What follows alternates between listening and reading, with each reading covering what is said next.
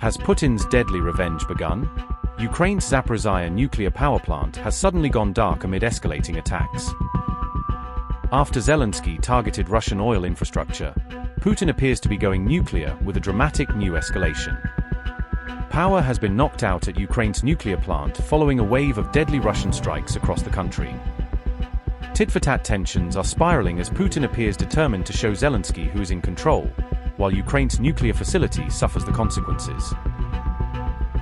Ukraine's Zaporizhzhia Nuclear Power Plant suffered a complete loss of external power following a Russian strike, raising fresh safety concerns. The plant's Ferrosplavnaya 1 backup supply line was automatically disconnected on June 10th, according to reports. The I.A.E.A. confirmed that an attack on an electrical substation across the Dnipro River triggered the outage. The nuclear facility is now operating on emergency diesel generators that were activated to maintain critical functions, the I.A.E.A. said. The UN nuclear watchdog further warned that the loss of off-site power poses a serious threat to nuclear safety.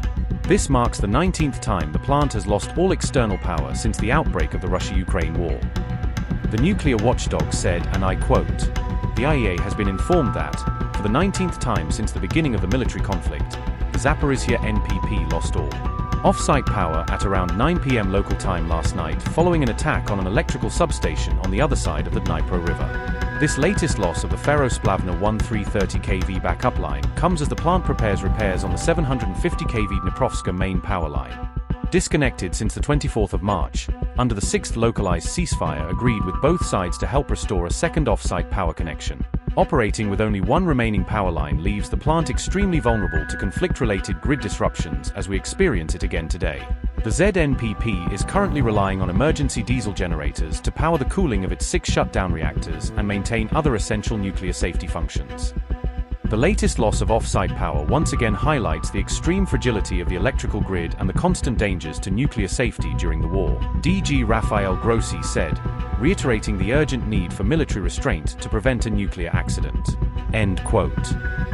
Urgent repair work is now underway to restore the plant's lost external power connection and stabilize operations. I.A.E.A. personnel are also reportedly overseeing mine clearing activities around the site due to escalating nuclear safety concerns. The nuclear watchdog said, and I quote, "An I.A.E.A. team is monitoring mine clearing work being carried out to enable urgent repairs to the last remaining main power line of the ZNPP. Following days of intense military activity that continues to endanger nuclear safety and security, the team's presence is necessary to strengthen and help maintain the I.A.E.A. brokered ceasefire that took effect on Friday," I.A.E.A. Director General informed the I.A.E.A. Board of Governors this week. End quote. Questions are now swirling over what could happen if the Zaporizhzhia plant were to lose all available power sources. What happens if ZNPP loses power? Even after shutdown, the reactors still require a continuous supply of electricity for cooling systems. If grid power is lost, emergency diesel generators automatically activate to prevent a dangerous situation. These backup systems are designed to keep critical safety functions operating during an emergency.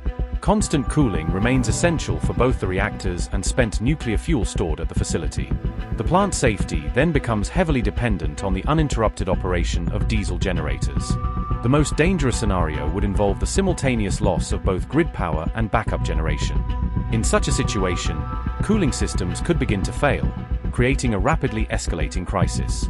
In the worst-case outcome, overheating could trigger a serious nuclear accident with far-reaching consequences. This latest setback comes as Ukraine attempted to outmaneuver Putin with its so-called highway of hell drone tactics. Ukraine's drone campaign against Russia has transformed a critical military corridor into what many now call the notorious highway of death. Kiev's drone attacks have repeatedly targeted the supply route linking Rostov-on-Don in Russia to occupied areas of Ukraine. Russian troops reportedly regard the corridor as the crucial Novorossiya route, a lifeline for frontline operations. However, Ukraine's growing drone dominance over the route has reportedly led to its grim rebranding as the Highway of Death. Unmanned aerial attacks have become a major headache for Moscow, which relies heavily on the corridor to sustain forces in the south. According to reports, dozens of military trucks, fuel tankers, and supply vehicles have been destroyed by Ukrainian drones along the route. The strike on Zaporizhzhia also comes just days after Ukraine intensified attacks deep inside Russian territory.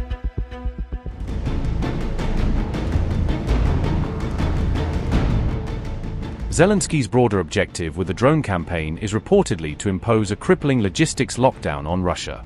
The strategy involves deploying swarms of drones against roads, bridges, and key transport arteries used by Russian forces.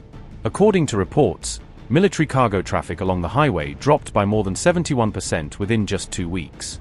Ukrainian drone strikes have also rendered several strategically important roadways increasingly difficult for Russia to use. Traffic was suspended at the Chonhar Bridge, a vital crossing connecting the Kherson region with Crimea.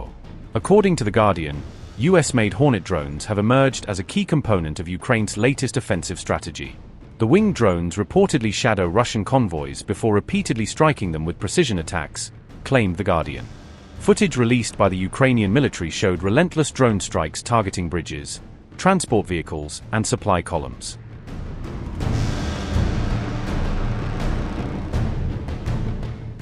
Ukraine's bid to cripple Russian logistics comes as Kiev bears the brunt of Moscow's increasingly fierce retaliation.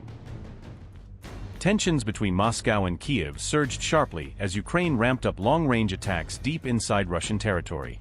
On June 10, Ukraine acknowledged using FP-5 Flamingo missiles in strikes targeting Russian military assets.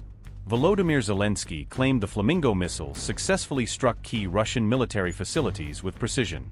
The Ukrainian operation targeted a facility in Cheboksary that reportedly housed critical military infrastructure. According to reports, the Russian site contained satellite navigation receivers and components for missiles and drones, and was set ablaze. 3 people were reportedly injured in the aftermath of the Ukrainian strikes in Cheboksary. The Ukrainian president also outlined details of additional operations targeting Russia's oil infrastructure. Zelensky said, and I quote, "We continue to apply Ukrainian long-range sanctions against Russian military facilities and the oil industry." In particular, last night Ukrainian FP-5 Flamingos struck a military plant in Cheboksary that supplies the occupier's army with components for drones and missiles. I thank the armed forces of Ukraine for their precision. The Kuibyshev oil refinery in the Samara region was also hit last night. The distance from the front line is more than 900 kilometers. I am grateful to the warriors of the Special Operations Forces, the Unmanned Systems Forces, and the Defense Intelligence of Ukraine. The entirely just responses of the Security Service of Ukraine also reached 2 oil infrastructure facilities in the Vladimir region, at a distance of 700 kilometers.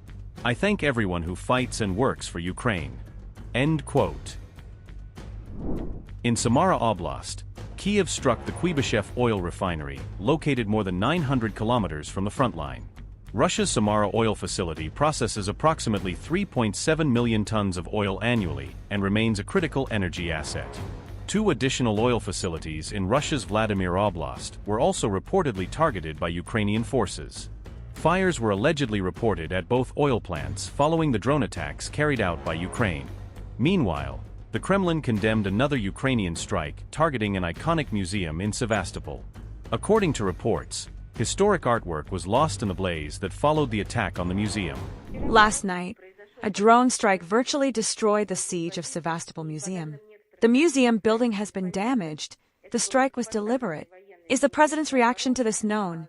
And does the Kremlin share the view of the Sevastopol governor and museum staff that it should be restored, as was done following the damage in 1942? We can see that the Kiev regime has begun to attack history. But history cannot be defeated. Just as we cannot be made to forget this history, such attacks only serve to underline the justice of our cause in our struggle for the Russian regions. This struggle will end in victory. This ruined site, so important in terms of symbolism and historical significance, will be restored and will be even more beautiful than before.